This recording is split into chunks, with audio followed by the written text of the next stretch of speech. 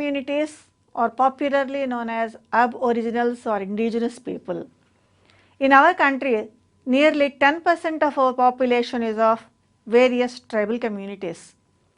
Tribal communities are another excluded group. For many centuries, tribal communities were dependent upon the forests, but because of various administrative situations, whether it is by the British or by our government, most of the tribal communities are still lagging behind the mainstream. Many of them are suffering with indebtedness or poverty or illiteracy and other related problems. When we try to understand social exclusion, it is necessary to know what type of exclusion is going on vis-a-vis tribal communities. This is very, very important for us to understand not only about our country, but also very important for us to write any competitive services examinations. When we talk about tribe, we usually start with the definition part. What is a tribe? Who are all these persons? Are they only indigenous people? Are they illiterate people? Or are they economically backward people? Or any other definition or meaning we can assign.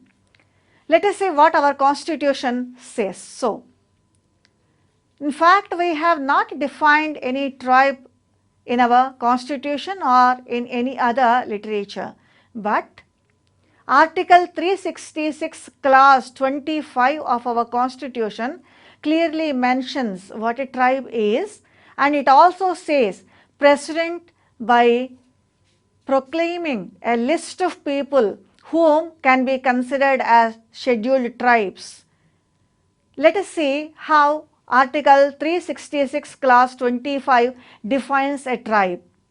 It says any tribe or tribal community or part of a group within any tribe or tribal community as deemed under Article 342 of our constitution is a scheduled tribe. Now, when we talk about scheduled tribe, are there any differences between a tribe and scheduled tribe?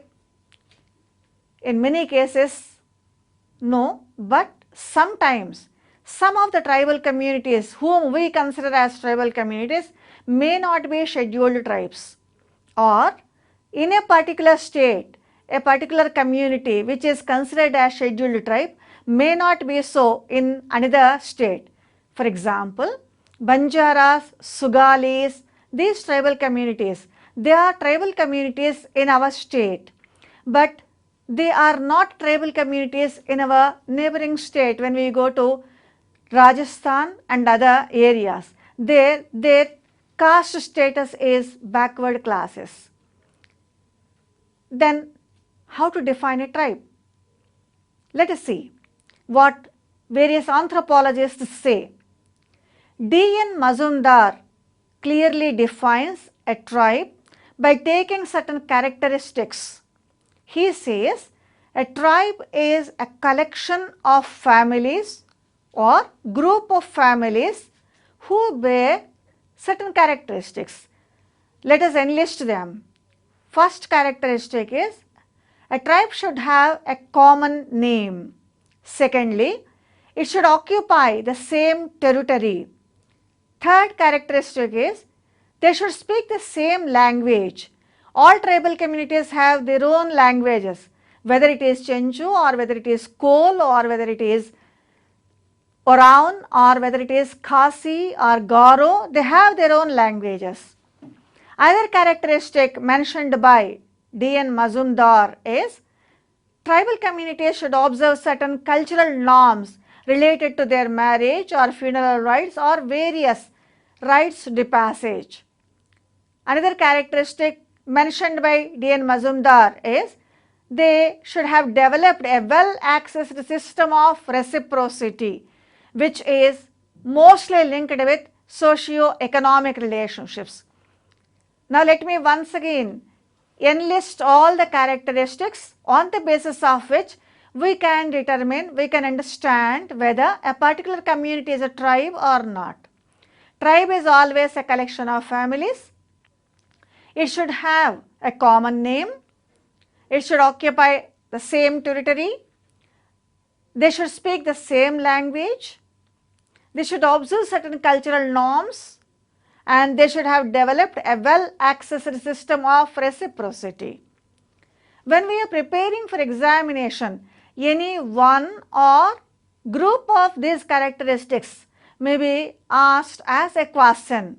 For instance, how do you define a tribe? On this basis, we make it a question like, a tribe is, answer number A, a collection of families, answer number B, a common name, answer C, having a well-accessed system of reciprocity, and answer D, all answers including A, B, C. Then obviously you are expected to choose the last multiple choice answer, that is D, because all these are characteristics of a tribe. Let us see when a tribe can be declared as a scheduled tribe. Here there is a need to understand this. The reason is, our constitution provides various safeguards for scheduled tribes, but these safeguards will be available only if a particular tribe or community is declared as a scheduled tribe under Article 342 of our constitution. Hence, there is a need to study Article 342.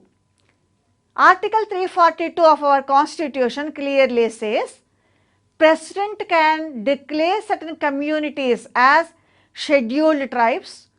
He can notify them if they possess certain characteristics. These characteristics, my dear students, please remember them. 5 characteristics are there. First characteristic is, a tribe should have primitive traits. Second one is, they should be geographically isolated. Third characteristic is, they should have their own distinct culture, which is different from other tribal communities or castes or any other group. Fourth characteristic include, they should be shy of contact with other communities or community at large. And another characteristic which will be taken into consideration to notify a scheduled tribe is their economic backwardness. Let me repeat once again. These 5 characteristics for the purposes of Article 342 include a community having primitive traits, community living in geographical isolation, community having a distinct culture, community shying away, shyness of contact with community at large, and economic backwardness. If any community is having these characteristics, then the President of India can declare that community as a scheduled tribe. Now we know what a tribe is. Let us see how tribal communities were excluded. When tribal communities were there, in fact they are the indigenous people in our country. Since ages they were known as Vanacharas or Vanyajatis. Our literature, whether Itihasic literature or Puranic literature or Vedic literature, is a plenty of examples related to tribal communities. We talked about Pulindas or Paulakasas or Hidimbas in our Itihasic literature, who are all tribal communities. But when Britishers entered into our country, there emerged so many changes in the socio-economic system of tribal communities. These socio-economic changes created many problems for them. First and foremost one which we have to mention is, tribal communities were considered as people from the forests. They are the sons of the forests, and forest is their home, their bread and butter, and they own the entire forest. But when Britishers entered into our country, instead of utilizing forests, the emphasis was shifted to forest management. In other words, Britishers tried to occupy land, particularly land owned by the tribal communities. This created land alienation amongst tribal communities. Not only that, British government, particularly northeastern frontier area, tried to occupy lands under forest coverage. Various taxes were levied upon this area. Because of this, most of the tribal communities, either they had to give their land to moneylenders, or they were not having any remunerative or good economic income from the land which they could use. This resulted in some kind of revolt against the Britishers. This revolt clearly talks about two things. The first and foremost one is how, when exclusion occurred during British regime, how people reacted towards that exclusion. And the second one is how the Britishers, and after independence, our government is trying to bring tribal communities into the mainstream. In order to understand these two processes, let us have some idea about various tribal movements which occurred during 19th century. Chota Nagpur area is one tribal belt. Kols is one of the tribal communities residing in this Chota Nagpur area. When the Britishers levied tax upon the coals, particularly on forest products and all that, there emerged a revolt and rebellion against the Britishers during the years 1831 and 1832. But the British government used their military to suppress this rebellion. Another rebellion we have to mention this context, that is Santhal rebellion. Santhal Pargana is a very big tribal area, tribal tract declared by the British government itself. But in this area, it so happened either their land was taken by non-tribal communities, or money lenders were trying to exploit them. And against this exploitation by the money lenders as well as British officials, Santals also revolted against the British government. This revolt occurred during 19th century, particularly 1856 we have to mention. But even this revolt also was suppressed by the British military. Another major tribal community is a tribal community namely Munda community, and it is a very big empire. They were having their own political system. They were having their own empire. Here, once again, just like any other tribal community, even they too were facing exploitation as well as political domination by the Britishers. Against this political domination, they revolted in the year 1897. All these rebellions or revolts were suppressed by the Britishers by using their military. Let us see some other rebellious attitudes by various tribal communities. Nagaland is a very big tribal tract. Many Naga communities are even today residing. Ahom or Avo Naga is a very big empire, and when these people were trying to say no to levying of taxes by the Britishers or exploitation by the Britishers, there emerged a rebellion. In fact, the Nagas invited non-Nagas also into their area so that they can develop. When we talk about culture contact, we also talk about how various Naga kings invited non-tribals and they tried to understand and convert themselves into some of the Hindu beliefs. Later, Christian missionaries entered into that area, and Christian missionaries tried their level best to convert the Nagas into Christianity. Another rebellion which we have to mention in this context is Mizo or Mizo rebellion. Even Mizos also a very developed society, but once again British government was trying to establish their political dominance, against which Mizos revolted. Koya rebellion, all of you are well aware. Rampa rebellion, it is also known as Alluri Sita Ramaraju, his name is familiar to you. During the freedom struggle, Rampa rebellion or Rampa is a place and Koyas, a tribal community, against the Britishers, they started a revolt. But unfortunately, even Koya rebellion also was stopped by the Britishers. Chenchus also showed their resistance towards the dominance of moneylenders as well as the Britishers.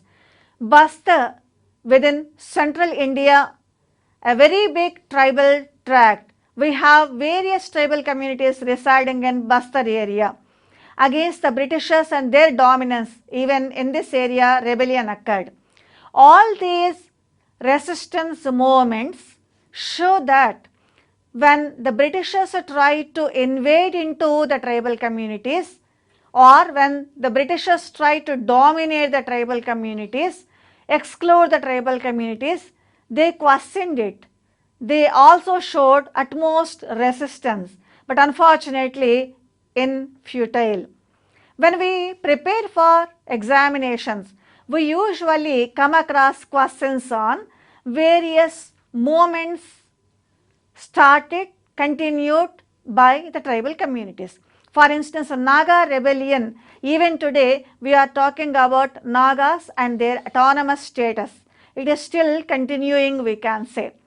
We come across questions on in which area a tribal revolt occurred, who have participated in the tribal revolt, what are the reasons for that revolt or rebellion, in which year it occurred, or in what way that rebellion changed the entire tribal community. We can also expect questions on various distinctive features of a particular tribal community which resulted in a big no to the political dominance or a kind of money lenders and their exploitation was questioned. Or we may also get questions on how various tribal communities participated in the freedom struggle and who are all the leaders. For instance, when we talk about Koya rebellion, we usually talk about Gantanna Dora, a person who participated in Koya rebellion, took an active part in this rebellion. Let us proceed to next aspect. When we talk about tribal movements, we should remember when a particular movement occurred and who are all participated in that or took an active part. For instance, a question may be given like this: Santal rebellion occurred in answer number A 1836, answer B 1856, answer C 1897, answer D 1826. Then you may have to choose the correct answer. Correct answer is 1856. Sometimes they may also ask questions on for what purpose that particular rebellion occurred or revolt occurred. Let us take one simplest example. For instance, when Santal rebellion occurred, exploitation was going on, particularly land was alienated, many money lenders purchased their land, and because they borrowed money from the money lenders, even the tribal community people also were not able to say no. Here the question may be given like this: Santal rebellion, which occurred in the year 1856, is due to, firstly, against the political dominance of the British. Second answer is against exploitation by the money lenders. Third answer is against exploitation by the officials and money lenders. Fourth answer is against the dominance and exploitation by the officials and moneylenders. Here, most of the answers are somewhere nearer to each other. But the correct answer which one has to choose is the last one. That rebellion is against exploitation. Exploitation was going on by the moneylenders as well as the British officials. Hence, answer D or fourth answer would be the correct answer. When we talk about Bastar rebellion, if Bastar rebellion is mentioned as a question, Bastar rebellion is linked with answer A, Varaun tribe, answer B, Muria Gond, answer C, Kol tribe, answer D, Gond tribe. Bastar area is a geographical area. In this area, the majority of tribal communities are Muria Gonds or Gonds. Then your correct answer would be either Muria Gond or Gond. Other communities, though they are there, their population is less compared to Gonds. So, like that, you may have to choose answers on the basis of various characteristics of tribal revolts. Let us proceed. What is happening in our present day tribal societies? Even today, tribal communities are excluded. But at the same time, they are also along with us. They are conscious about their rights, they are conscious about their duties, and most of them dependent upon various towns and cities. And they are also participating in administration as well as they are trying to mobilize against their exploiters. Hence, the present day tribal societies are characterized by tribal exclusiveness, intact tribal solidarity and tribal consciousness, and dependence upon towns and cities, administration and mobilization against their exploiters. On the other hand, they have existed simultaneously among the tribal people. Here, we may get questions like this. Do you think that the present day tribes are well merged into the non-tribal societies? If this is the stem of the question, then the question may be framed like this. The present day tribal communities are still having answer A, exclusiveness, answer B, solidarity to some extent with non-tribal communities, answer C, conscious about the rights and duties, and answer D, they are dependent upon the mainstream or non-tribal communities. Of all these four answers, the most chosen answer or proper answer would be the last one. They are excluded, they are along with non-tribal communities, but still they are dependent upon non-tribal communities. Hence, you may choose the last answer. Now, let us have some light on the social organization and structural aspects of tribal communities. This is very, very crucial for us. The reason is, when we talk about exclusion, we are not exclusively talking about economic position only, nor political position, but we are talking about social status of people, how non-tribal communities are excluding the tribal communities. In this context, there is a need to study whether tribal social structure and our social structure, are they similar or are they different? Let us have some idea about what anthropologists usually say about tribal social structure. Many anthropologists study tribal communities, their economic problems, their geographical location, their socio-economic stratification, or everything about the tribal communities. Let us start with David G. Mandelbaum, who published his study in the year 1972. He has enlisted certain characteristics of tribes in our country. Let us see these characteristics. First and foremost characteristic is all tribal communities are based upon kinship. Hence, kinship is an instrument of tribal social bond. In other words, whenever we say tribal community, we come across familial bonds or relatives and bonds between them. You please try to remember, we already have mentioned certain characteristics of tribe, primitive traits and having a kind of geographical isolation, having shyness by which they refuse to meet others. This shyness or geographical isolation are complemented by social bonds based upon kinship. Second characteristic which David G. Mandelbaum mentioned is a hierarchical division of society will not be there in tribal social structure. This we can study as lack of hierarchy. When there is no hierarchy, rigid status distinctions like caste system will not be there. Whether it is among men and women or whether it is among the groups, such rigid status positions will not be there in tribal societies. Most of the tribal societies are based upon clan, lineage, such familial aspects. Third characteristic is we rarely come across a highly complex or strong formal organization in tribal societies. In our societies, we are having a complex formal organization.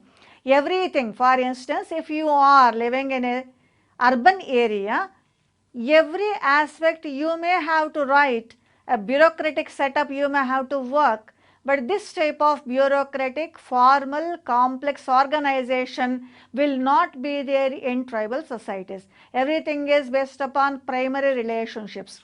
There we come across we feeling, or people will be considering themselves as part and parcel of a group and one for all and all for one. This will be a motto for tribal communities. Another one is when land holdings, land ownership, all these are characteristics of our agrarian social structure. Communitarian basis of land holding will be a characteristic of tribal societies. The entire land is owned either by a kinship group, namely clan or gotra or lineage vamsha or gotra kutami or fratry or dvishakha or group of families. No person will be having exclusive ownership over land. When this type of land holdings are there, then we call it as communitarian basis of land holding. Segmentary character will be there, where the community will be divided into various units. But unlike caste system, these segments are not organized on a hierarchy on the basis of purity and pollution. Let us mention another important characteristic. In all our modern urban societies, including rural societies, we always cultivate, if you are cultivating, for the market, and this is known as surplus, and we accumulate surplus. But tribal societies will give very little value on surplus accumulation. There will not be any surplus. Whatever they cultivate, whatever they hunt, whatever they gather, it will be used immediately. Hence, the capital will not be there. Use of capital also is not there in many tribal communities. When use of capital is not there, surplus accumulation also is not there, then market trading also will be very, very less in tribal societies. Another characteristic is religion. In our societies, substance and form of religion are different. We come across a distinction between these two, but this type of distinction will not be there in tribal communities. Many tribal religious rituals are magico-religious rituals. They believe in anima or supernatural power, And this supernatural power and belief in supernatural power also acts as a social control mechanism. It says you do this or don't do this. Prescriptions and proscriptions or taboos will be there. Another characteristic which David J. Mandelbaum mentioned is a distinct psychological makeup for enjoying life. In our present day complex societies, we always think certain status symbols are necessary for enjoying our life, but these status symbols will not be there in tribal societies. When we prepare for our questions, we usually consider various characteristics of tribal social structure. A question may be formulated like this: mention which is not a characteristic of a tribal society. This is the question. The first answer is kinship as an instrument of social relationship. Answer B is lack of rigid status distinctions. Answer C, communitarian basis of land ownership. Answer C, formal organization and bureaucratic setup. Of all these four answers, first three are characteristics of tribal society. The last characteristic is not a characteristic of a tribal society. Hence, you may have to choose the last alternative answer as answer for your question. Either question may be given like this: surplus value. This is a basis for the question. In tribal societies, we come across answer A, barter system. Answer B, exchange on the basis of social relationships and kinship relations. Answer C, exchange on the basis of surplus and capital use value. Answer D, informal social relationships. Of all these four answers, third answer is relevant answer for you, which is not there in tribal societies. Do they give any importance to surplus value? Our answer is no. Hence, surplus will not be there in tribal societies. Sometimes a question may not be this direct. Hunting and gathering societies or societies based upon fishing or food collection, all these are tribal economic systems. On this basis, an indirect question may be given. For example, tribal societies usually depend upon modern horticulture. Your answers will be like this: tribal societies always depend upon modern horticulture, which is a wrong answer. Tribal societies which never depend upon modern horticulture, even this also is a wrong answer. Third answer, tribal societies presently are having both traditional horticultural methods and the present day horticultural methods. And answer D, tribal societies never do horticulture, which is again a wrong answer. The present day tribal societies is kept as basis for preparation of the question. Hence, your correct answer would be the third answer, where we come across exclusiveness as well as solidarity. Because we are talking about what type of situation is there in our present day tribal societies. They are following traditional occupations, at the same time they are also following the modern system of economic pursuits. Let us proceed to another important aspect related to tribal societies. Whenever we talk about tribal societies, we talk about one characteristic: geographical isolation.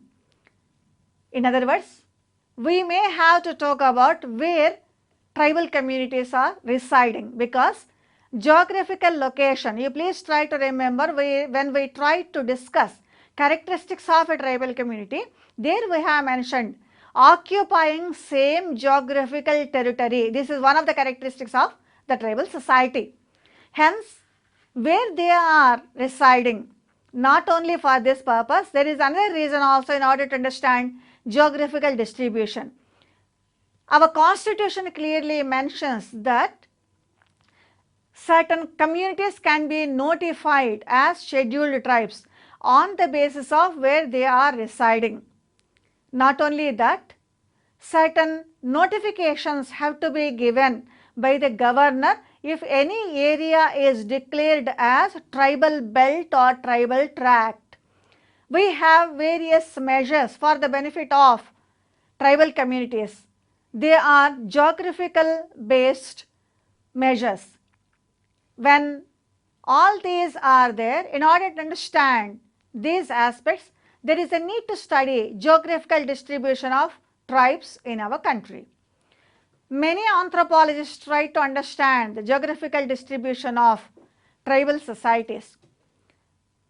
But in this context, let us mention a very famous seminal monograph written by B.K. Roy Burman, which was published in the year 1972.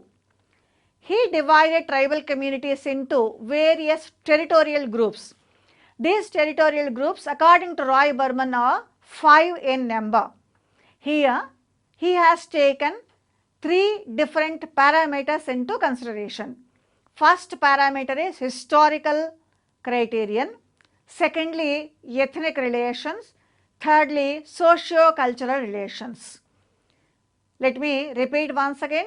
3 criteria were taken into consideration for the description of geographical distribution: historical, ethnic and socio-cultural relations.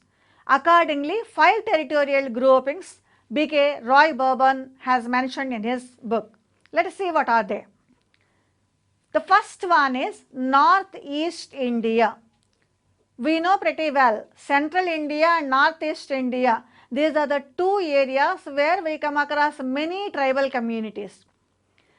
Northeast India, presently Assam, Arunachal Pradesh, Nagaland, Manipur, Tripura, all these areas come under this particular geographical area.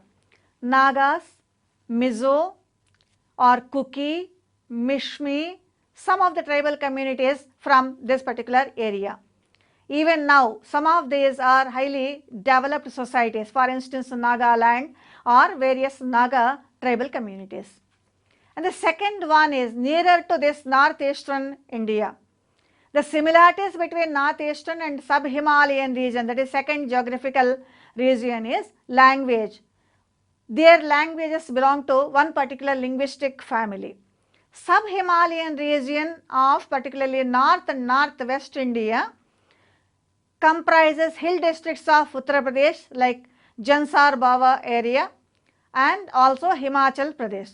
Khasi or Garo, some of the tribal communities, very famous tribal communities from this particular geographical region. The third one is Central and East India. West Bengal, Bihar, Jharkhand, Orissa, Madhya Pradesh and Chhattisgarh, including Andhra Pradesh, fall under this particular geographical region. Fourth one is southern part of India. Tamil Nadu, Kerala, Karnataka are major parts of southern part of India, South India. We have many tribal communities. For instance, in our state we have Chenchus. We also have Pulayan, Paniyan or Kurichian or Hakki Pekki from Karnataka. These are some of the tribal communities. Fifth geographical area mentioned by Roy Burman is that of Western India. Rajasthan, Gujarat, Maharashtra areas cover this western part of India. This geographical distribution took about certain points from the viewpoint of our examination. A particular tribal community originates from a particular geographical area, but presently they are probably in most of the areas of our country. For instance, you will come across Orans or Kols or Bhils all over the country, but Bhils originally belong to Rajasthan area. So questions may be given on the basis of these aspects. A particular tribal community, to which area it belongs to. Avo Naga, the word Naga itself talks about they belong to a particular subgroup of Naga tribal community. Avo Nagas are from answer A, Northeast India, answer B, Himalayan region, answer C, Central India, answer D, East India. So the correct answer would be Northeast India, though you might have come across Nagas living here at our Hyderabad, but from where they are. Similarly, Mizo or Mishmi or Kuki, any tribal community or tribal communities who come across in various parts of our country. For instance, Maria or Muria, these are all subgroups of Gonds. If let us say a question is given, Central India is having the following tribal communities. Answer A, Muria Gond, answer B, Maria Gond, answer C, Kol or Khond, answer D, all answers A, B, C. Since Central India is having all these tribal communities, you may have to choose answer D as your answer. Though now we are having Jharkhand, Chhattisgarh and the new states, we usually divide the entire country into 5 geographical areas in order to understand the distribution of tribal communities geographically. Now we know little bit about their social structure, who are they, and what type of problems they have faced prior to our independence, where they are residing. From this discussion, we can say that tribal communities are still excluded, tribal communities are still lagging behind, tribal communities are still not having highly developed economic system, tribal communities still resist change. But why? Why is this happening? What must be the reason for this? When we talk about these reasons, we'll be seeing various problems which tribal communities faced as well as are facing now. Tribal and non-tribal communities are different. Let us start with this statement, because one of the characteristics of tribal communities is having distinct culture. This distinctness of culture creates a kind of homogeneous community among the tribes. They consider themselves as different from all other groups, other tribal communities as well as non-tribal communities. But during 18th century, 19th century, 20th century also, even now, what is happening is many non-tribal communities are trying to enter into the tribal societies, either forcibly or voluntarily. And this we study as culture contact of tribal communities with non-tribal societies. When tribal societies were living in isolation as self-sufficient societies, they were not having some of the ideas of non-tribal societies. You please try to remember one of the characteristics which D.N. Mazumdar mentioned, that is lack of land holdings owned by a particular person, or he mentions it as communitarian land holdings. That means no person is owner of their land. All will have rights to either to collect food or hunt or fish or do agriculture, and their economic forwardness, what we call today, also is not there. They are economically backward because their technical know-how also is very backward. It is not much developed. Whatever they cultivate or collect, they take it, they use it for their own purpose. But when non-tribals entered into tribal societies, what they did is they tried to occupy their land. They also tried to introduce non-tribal cultural norms into tribal societies. Not only that, they tried to exploit tribal communities because they are ignorant and they are also very illiterate persons and they don't know all these ideas of non-tribal communities related to exploitation. In this context, let us try to understand the major problems which influence tribal societies and how because of these problems still tribal societies are excluded. The first and foremost problem is they became indebted. Tribal communities give a lot of importance for their cultural festivals because they have their own distinct culture, they have their own cultural norms related to marriage or funeral rites, etc. When non-tribal communities entered into their societies, it so happened they have introduced money also into tribal societies.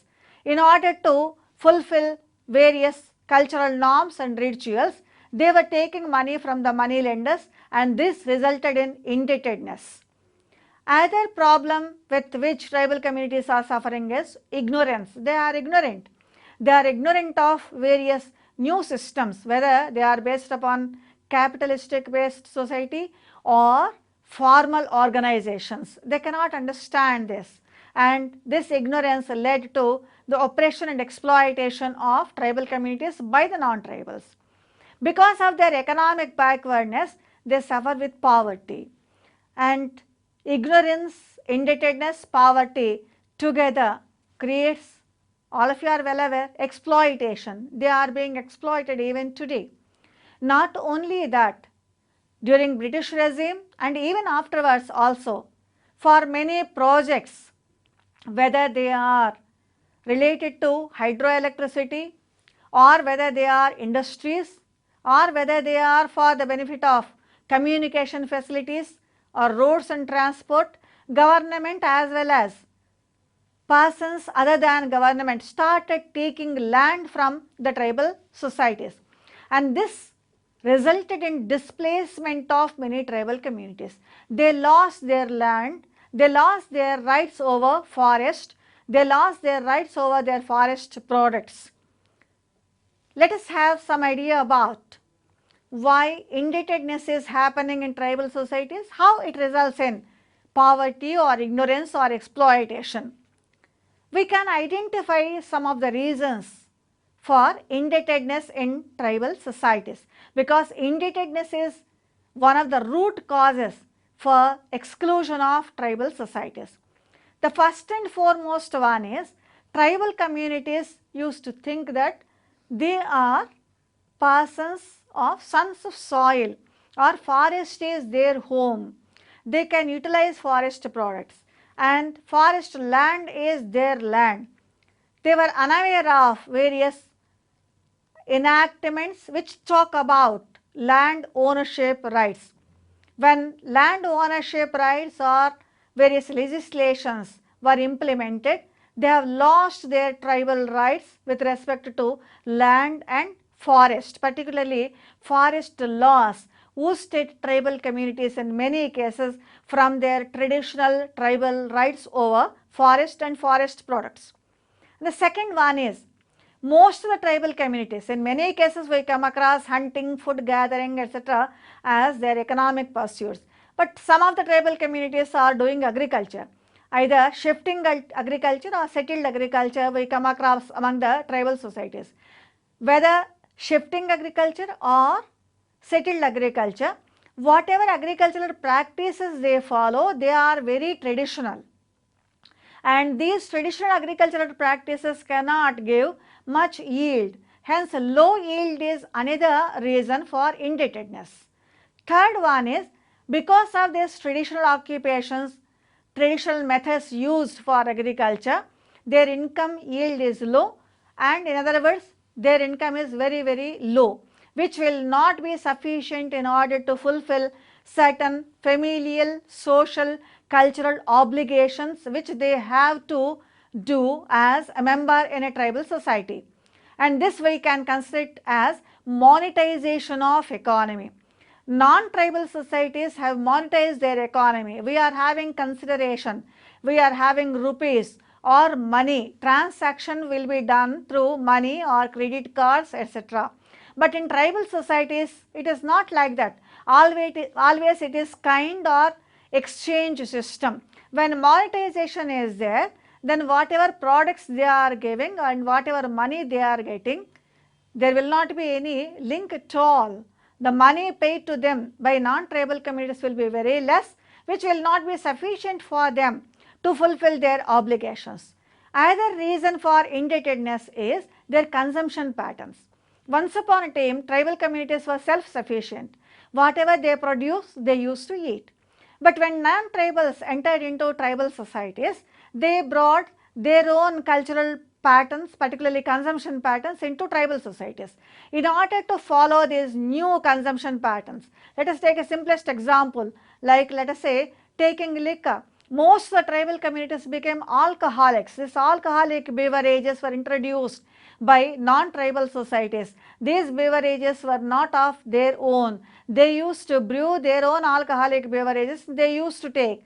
It was not a problem, but foreign liquor or other type of liquor is introduced into tribal communities by the non-tribal. Most of the tribal communities became addicted to alcoholic beverages, and this will definitely create lot of poverty.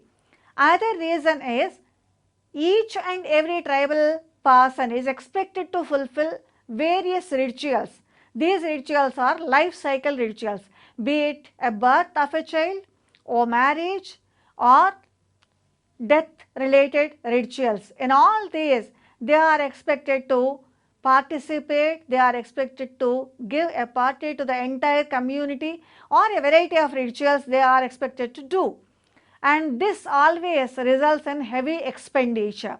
And in order to fulfill these rituals, they are forced to take money from the money lenders, which results in indebtedness as well as land alienation. Because of their ignorance and illiteracy, they were exploited. For instance, when we talk about northeastern area, particularly forest area, when Britishers started their forest policy, Forest Act, they declared some acres of land as forest area, and Britishers started owning that land and using forest products. No tribal community was allowed to enter into this forest area. Hence, because of this ignorance, they have lost their rights. Because of their illiteracy, they were not able to understand, and they were also exploited by various money lenders. Let us see another problem with which they are suffering. Land alienation is another problem. Land alienation is nothing but unwarranted transfer of land from tribals to non-tribal communities.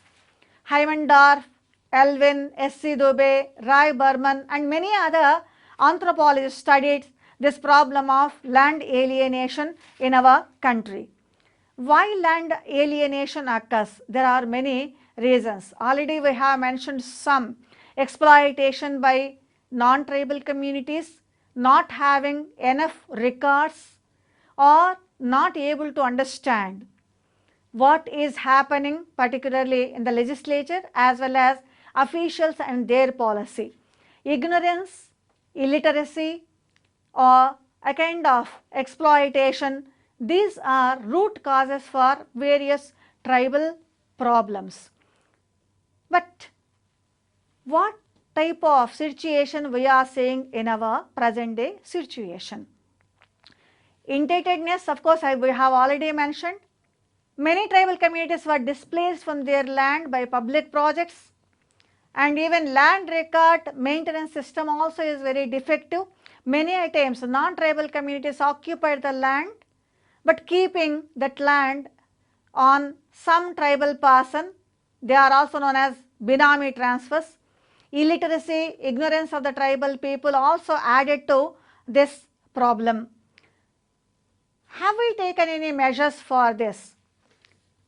Starting from 19th century onwards, particularly against land alienation, we have been legislating upon. Let us say some of the legislations. Assam Land Regulation Act was enacted in the year 1964. Bihar also enacted upon Scheduled Areas Act. Andhra Pradesh also enacted upon in the year 1959, which was amended in 1970. Madhya Pradesh also enacted upon land revenue in the year 1951. West Bengal also introduced land reforms in the year 1971. Rent Tenancy Act was enacted in the year 1955. These legislations tried their level best to reduce land alienation. When we see questions from these aspects, we can expect questions on causes of problems and also various details about problems. Let us say one simplest example. When we talk about indebtedness, alcoholism or culture contact, a question may be given like this: which of the following is not true? Statement number 1 or answer number 1. Rural indebtedness as well as tribal indebtedness are the direct results of exploitation. Answer B. Tribal indebtedness is a result of land alienation.